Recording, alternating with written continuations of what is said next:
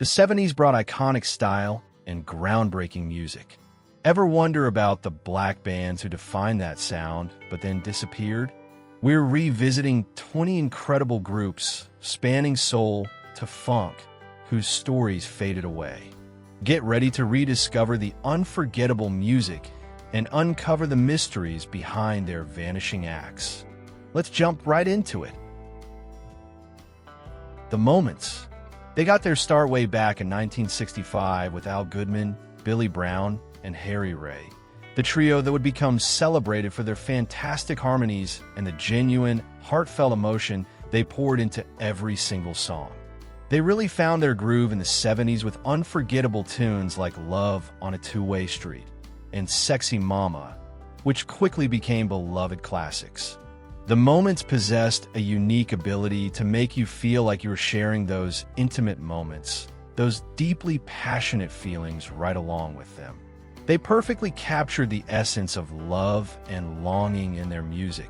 It was a true talent. But life, as it often does, throws unexpected challenges your way.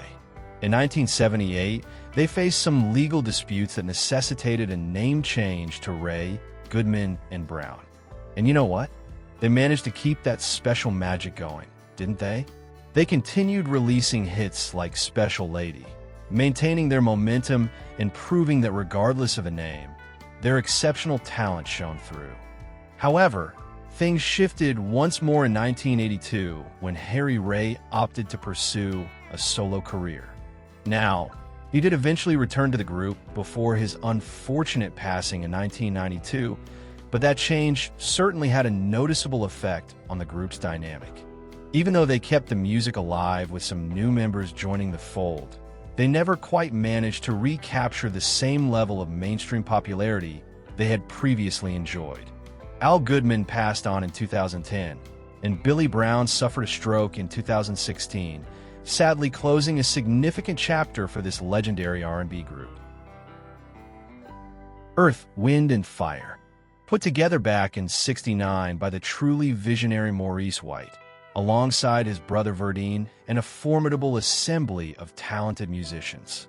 They masterfully mixed all sorts of musical styles into something that was unmistakably EWF.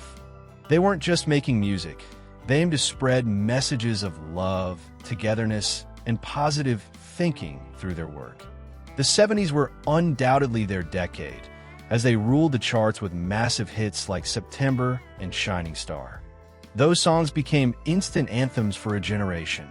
Their dazzling stage shows, complete with elaborate costumes and synchronized choreography, were an essential part of the whole EWF experience. Like many long-running bands, change inevitably came.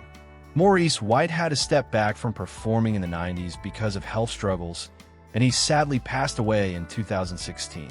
Other founding members have also passed on since then, but their incredible legacy lives on.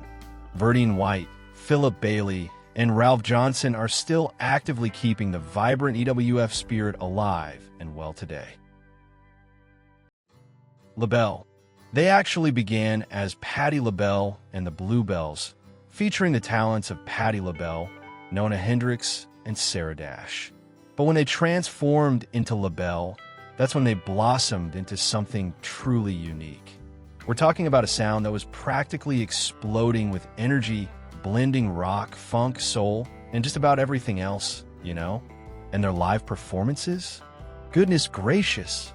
They were absolutely sensational, all flash, high fashion, incredible costumes, and just an overwhelming amount of fierce presence on stage. The 1974 hit, And Lady Marmalade, was unleashed. That song wasn't just popular. It was a full-blown cultural event. It dominated the radio waves, packed the dance floors, you name it. It was like a musical earthquake, launching Labelle onto the world stage in a massive way. Their album Nightbirds, which gave us that iconic track, really sealed their legacy in music history. It was a potent blast of sound that was completely original.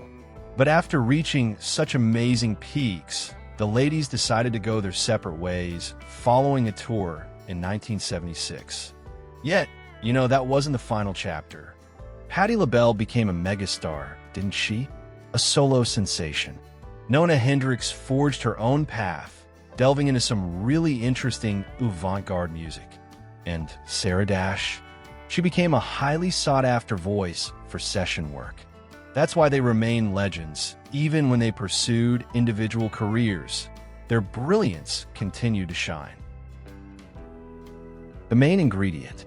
They embarked on their musical path way back in 1964, originally composed of Donald McPherson, Luther Simmons Jr., and Tony Sylvester.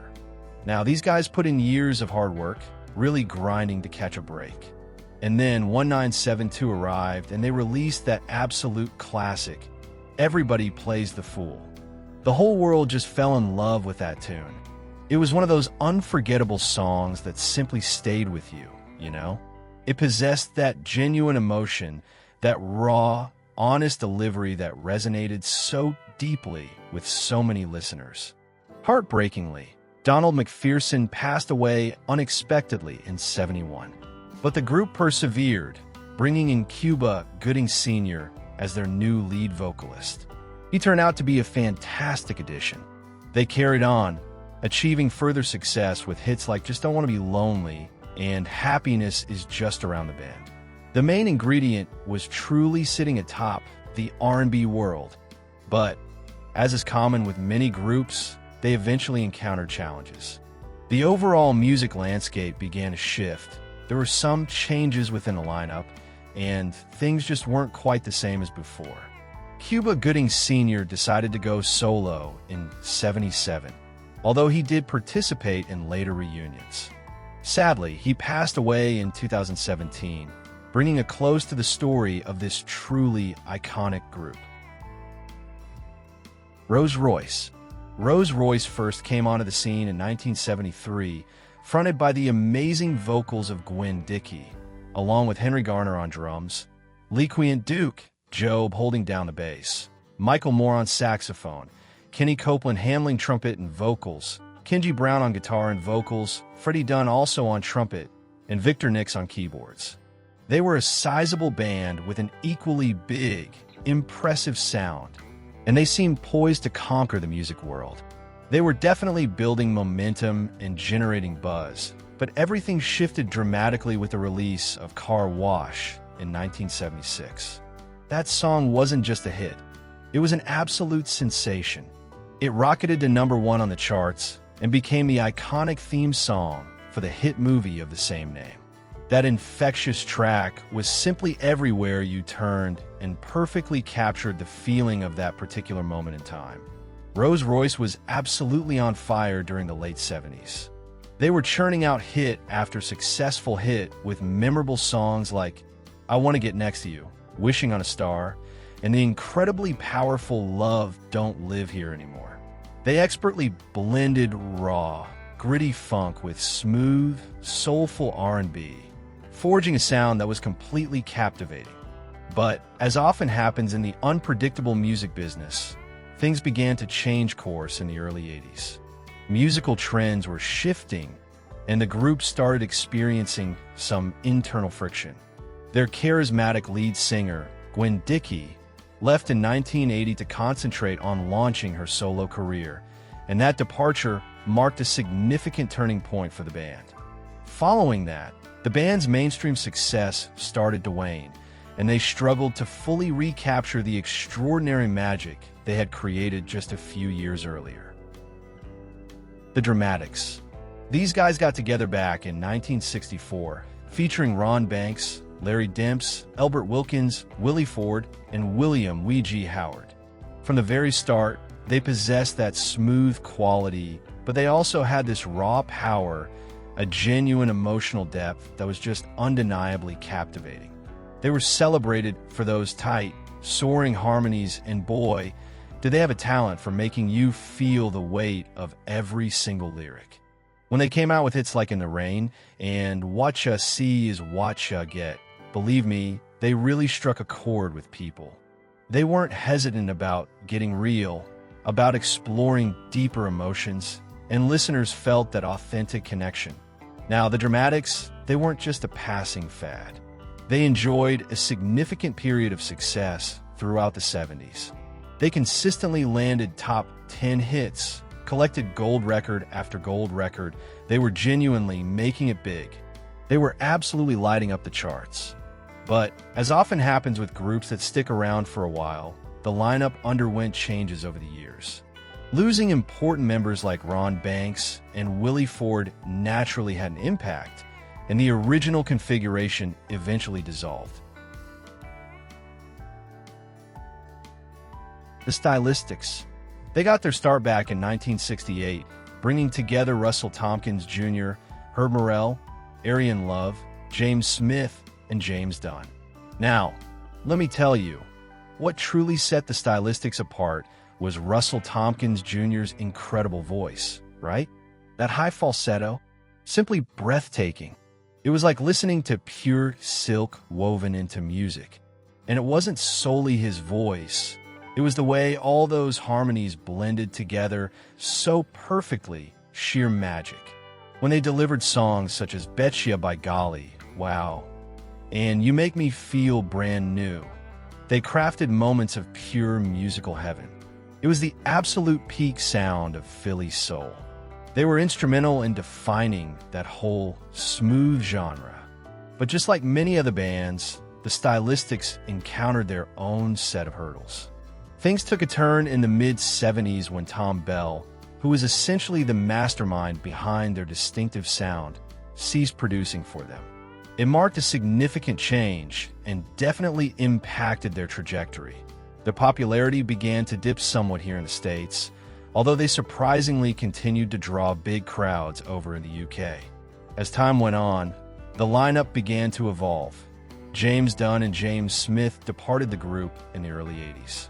But let's make one thing clear. Nothing can diminish the brilliance of their early hits. Those songs are enduring classics, absolute treasures.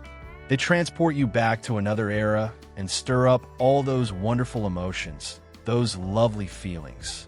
The Stylistics left an unforgettable impression with their harmonies and those iconic ballads, true legends of soul music.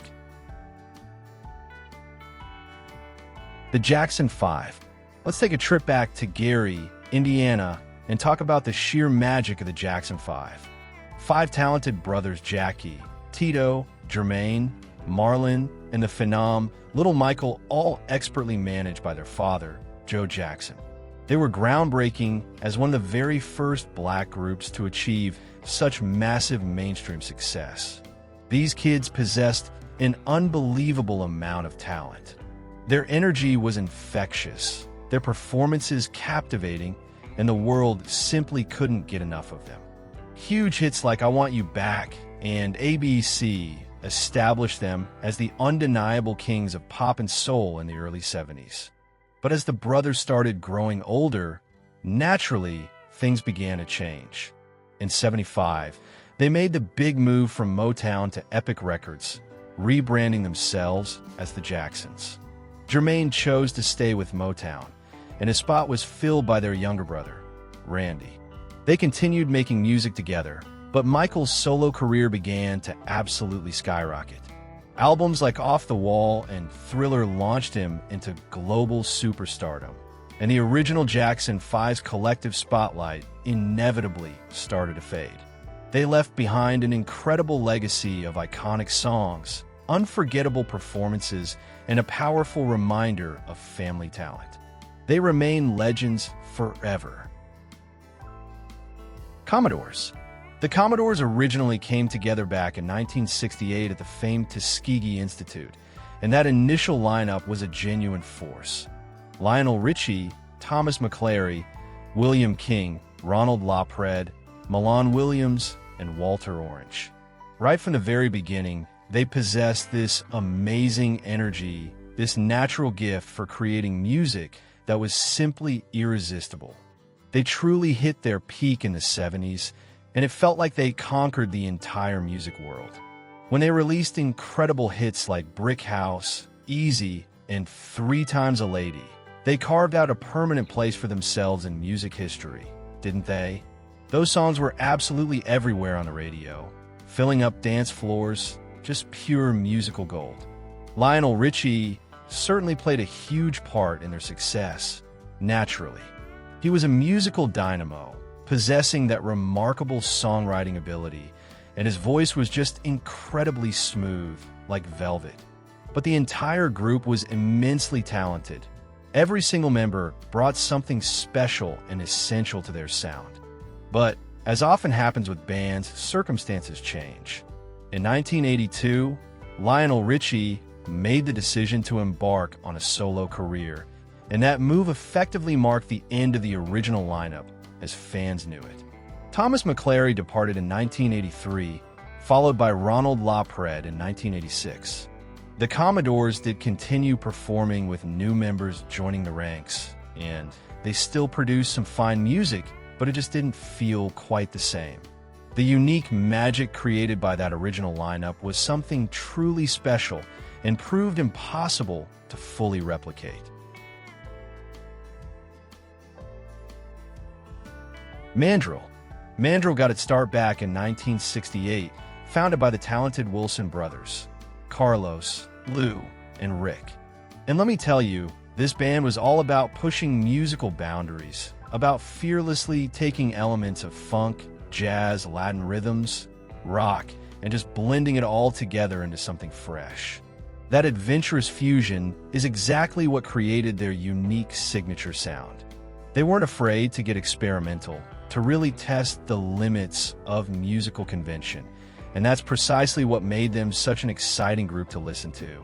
When they released tracks like Fence Walk and Ape is High, it perfectly highlighted their exceptional musical skills and their truly distinctive style. It was a sound that belonged entirely to them. You'd never mistake Mandrill for any other band. Mandrill boasted a whole crew of gifted musicians, each contributing their individual talents and high energy to the mix. But as time marched on, things began to evolve, and like many groups from that era, their overall popularity started to see a decline. There were internal shifts within the band itself. The music industry landscape was changing rapidly, and things just weren't the same as they had been during their peak years. By the mid-'80s, a significant number of the original members had moved on from the group to explore other musical avenues and opportunities. The Chi-Lites. Coming to us from Chicago, the Chi-Lites first appeared on the music scene way back in 1959, with Eugene Record, Robert Lester, Creddle Red Jones, and Marshall Thompson making up the original group. From the very beginning, they were known for those gorgeous harmonies, those ballads that tugged at your heartstrings. When they released tracks like Have You Seen Her and Oh Girl in the early 70s, folks, those songs became deeply woven into the fabric of so many people's lives. Just pure gold, wouldn't you say? They weren't merely singing. They were sharing stories, expressing deep feelings, making listeners truly feel what they were conveying. Now, like so many groups, they navigated through their share of high points and difficulties. Members came and departed over the passing years. Eugene Record, the main voice, the man who penned so many of their signature hits, he left the group during the late 70s, although he did make a brief return in the 80s. Even though the group continued performing with new vocalists, the original magic formula of that first lineup never quite came back together. Marshall Thompson, though, he remained a steady hand. He diligently kept the Chi-Lites' cherished legacy vibrant for many decades. He was truly the group's heart and soul. He kept their wonderful music alive right up until his passing in 2016. And that's precisely why, even now, the Chi-Lites' songs remain utterly timeless classics. The Delfonics.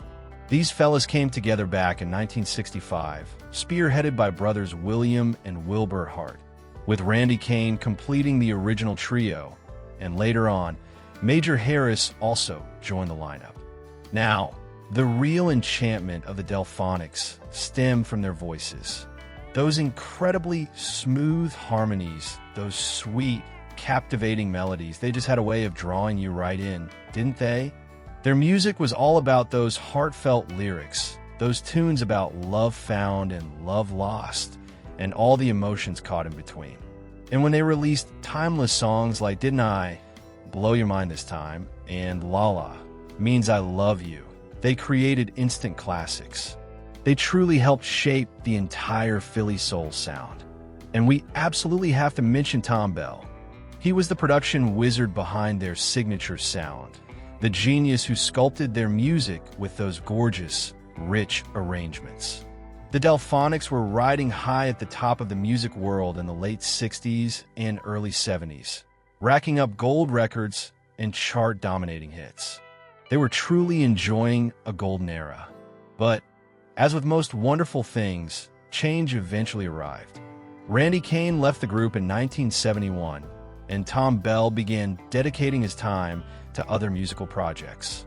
Things started shifting, and their widespread popularity began to gradually lessen. Ultimately, the members went their separate ways, each trying out solo careers.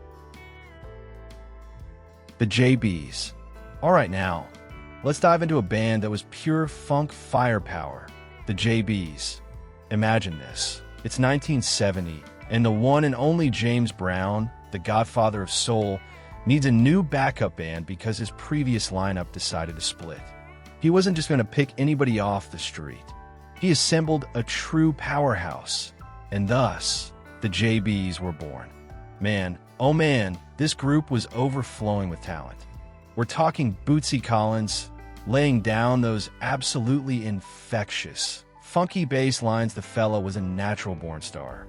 And Fred Wesley, handling that trombone, he could make that instrument practically talk to you. These musicians weren't just playing songs. They were constructing an entirely new kind of infectious groove.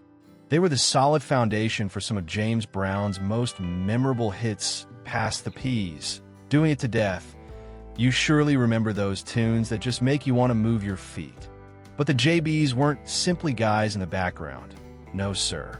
They stepped right into the spotlight themselves, releasing some absolutely fantastic jams under their own name.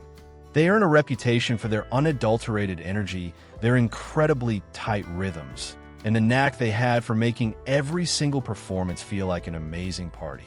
But, as the saying goes, all good things must end, as James Brown's own massive fame started to cool down a bit in the late 70s and early 80s. The JB's time basking in the limelight also began to recede. By the mid-80s, they had essentially disbanded. However, the music certainly didn't stop for those incredible players. Fred Wesley and Maceo Parker, they're absolute giants. They didn't just disappear. They kept on playing, continued collaborating, and carried on influencing the very sound of funk music for years to come. War first formed in 1969, and let me tell you, they were a collective of exceptionally skilled musicians, including folks like Eric Burdon, Howard Scott, Lee Oscar, and Lonnie Jordan. And they weren't shy about blending genres. They fearlessly mixed funk, jazz, rock, soul, Latin rhythms, you name it. That unique fusion is precisely how they forged their distinct sound. They released Spill the Wine early on, which became a significant hit. And then, naturally, came Low Rider. That song transformed into a cultural anthem, an absolute classic. It was pure musical lightning in a bottle. And let's not forget, Why Can't We Be Friends? They were truly a musical powerhouse, weren't they? They consistently spread positive vibes and championed unity through their music. But along with great success often come difficulties. War experienced its fair share of internal disagreements, and there were quite a number of lineup adjustments over the years. Eric Burdon departed fairly early in their career, and by the late 70s, things became even more unsettled. There was internal drama, rising tensions, and more members leaving the group. Unfortunately, the difficulties didn't stop there. They endured some truly heartbreaking losses with the tragic murder of saxophonist Charles Miller in 1980 and the passing of percussionist Papa D. Allen in 1988. These events understandably took a heavy toll on the band. By the 1990s, the original core group had largely dissolved, with some former members going on to form the Lowrider Band. Lonnie Jordan, however, kept the war name alive, continuing to tour and perform with new musicians. The Ike and Tina Turner Revue. This powerhouse group kicked off in 1960, led by the undeniably talented, though often controversial duo of Ike Turner and his wife, the legendary Tina Turner. And believe me, this was far more than just a husband and wife act. It was a full-fledged musical operation. You had Ike's incredible band, the Kings of Rhythm, laying down those seriously funky and infectious grooves. Then you had the Ikettes, those amazing backup singers and dancers, adding that extra layer of excitement and flair. But let's be perfectly clear, the undeniable star at the heart of it all was Tina, with that unbelievable voice, those stage moves that were like pure fire, and a charisma that was simply magnetic. When they were performing at their peak, they were truly an unstoppable force. They absolutely dominated the charts with enduring classics like Proud Mary, River Deep Mountain High, and Nutbush City Limits, songs that became permanent fixtures on dance floors and radio playlists everywhere. But beneath all the dazzling lights and glamorous appearances, considerable trouble was brewing behind the scenes. Their personal relationship intertwined with their professional lives was fraught with serious problems, particularly for Tina. She endured significant abuse from Ike, and eventually, it reached a breaking point. Their professional partnership finally dissolved in 1976, and it wasn't long after that their personal relationship also ended. The Spinners. Can you believe they formed way back in '54? That's some history. The classic lineup featured Henry Fambrough, Billy Henderson, Purvis Jackson, Bobby Smith, and G.C. Cameron. They were focused on smooth, appealing tunes right from the beginning, but the 1970s truly became their breakout decade. Timeless classics like I'll Be Around and Could It Be I'm Falling in Love seemed to be playing everywhere. They were the soundtrack to countless memories for so many people. The Spinners were absolute mainstays of R&B, crafting songs that could get your feet moving and touch your heart simultaneously. But change eventually arrived. G.C. Cameron was replaced by the talented Philip Wynne, who then ventured out for a solo career in '77. Following that, the lineup experienced numerous shifts over the years. By the '80s, members began to depart or sadly pass away. Billy Henderson left in '04, Purvis Jackson passed in '08, and Bobby Smith died in '13. But let's give a big hand to Henry Fambrough, who admirably kept the group's music going well into the 2020s. He truly kept their wonderful legacy alive for fans. MFSB. Formed back in '71, these folks were essentially the incredible house band for the legendary Philadelphia International Records. MFSB, which stood for Mother, Father, Sister, Brother, consisted of studio musicians who were the secret sauce behind countless hits for artists like the O'Jays, Harold Melvin and the Blue Notes, the Spinners, and so many others. They were the geniuses crafting those smooth, lush, funky, and soulful arrangements that made all those classic Philly soul songs so utterly unforgettable. Then lightning struck with T-SOP, The Sound of Philadelphia. This phenomenal instrumental track was a complete game changer. It famously became the theme song for the TV show Soul Train and soared straight to the top of the charts in '74. It wasn't just a hit, it became a defining disco anthem, perfectly capturing the vibrant energy and spirit of that era. It showcased their collective brilliance to the entire world. But as the disco craze started to wind down in the late '70s, MFSB's widespread influence began to diminish as well. Internal challenges and shifts within the music industry ultimately led to their disbandment in the early '90s. Harold Melvin and the Blue Notes. Harold Melvin and the Blue Notes were absolute pillars of the rich Philly soul scene, and they were true masters at crafting those enduring, timeless sounds. The classic group lineup featured Harold Melvin, the incomparable Teddy Pendergrass, Bernard Wilson, Lawrence Brown, and Lloyd Parks. And let's be crystal clear, Teddy Pendergrass's voice was something truly extraordinary. That sheer power, that raw emotion he conveyed, it was simply undeniable, wasn't it? Listening to him sing felt like smooth velvet washing over you. And that unique quality is what made their songs resonate so deeply and powerfully with listeners. They completely took over the music charts in the 70s with unforgettable classics like If You Don't Know Me By Now and The Love I Lost. Those songs were just drenched in genuine emotion. You could practically feel the heartache. You could certainly feel the intense passion. It sounded like real people singing about real-life experiences. But in 1976, the landscape shifted dramatically. Teddy Pendergrass made the decision to leave the group and launch his own solo career, and that move represented a major turning point for the band.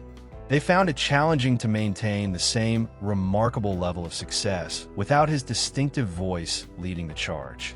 They did try bringing in new lead singers like David Ebo and later Gil Saunders, but they never quite managed to fully replicate the special magic of that original, iconic lineup.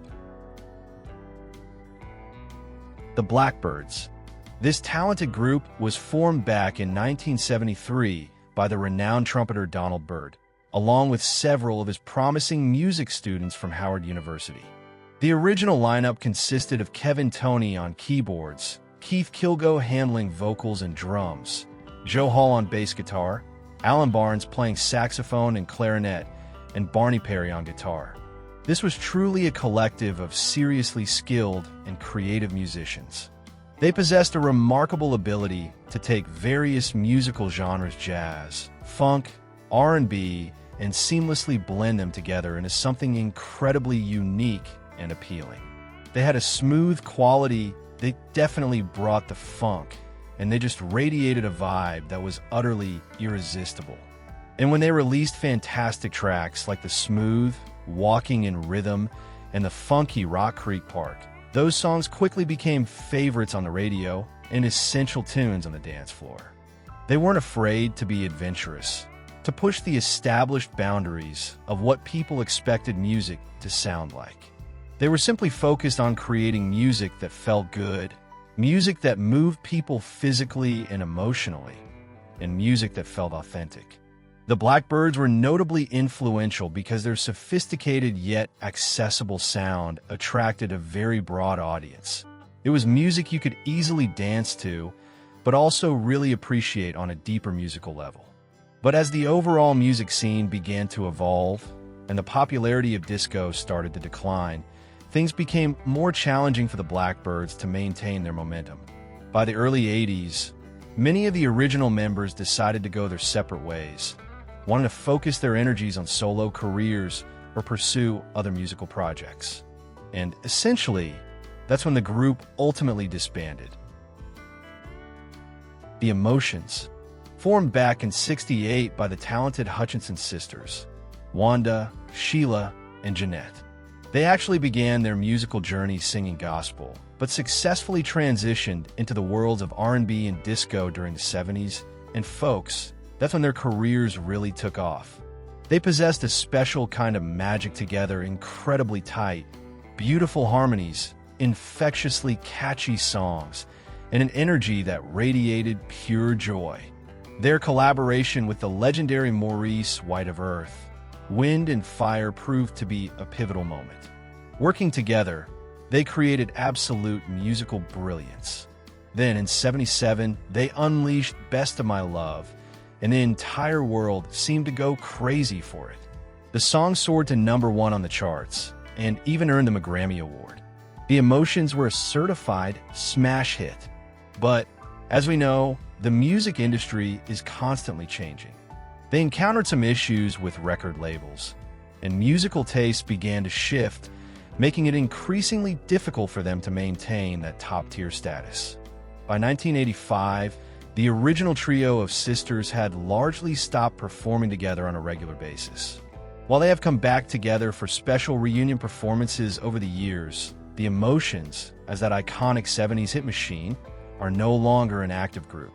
They left behind a wonderful legacy of soulful music, infectious disco grooves, and a powerful testament to the magic of sisterhood. From the heart-melting soulful ballads to the irresistible, hard-driving funk, these amazing 70s black bands truly left an unforgettable mark on music history. Their incredible sounds continue to delight listeners today, even though many of their individual stories eventually faded from the bright spotlight. We've only just touched on a few here, so please tell us in the comments, which bands did we miss? If you enjoyed this musical look back, be sure to check out the other videos we have in this series. Don't forget to subscribe, share this with a fellow music lover, and as always, thanks so much for tuning in.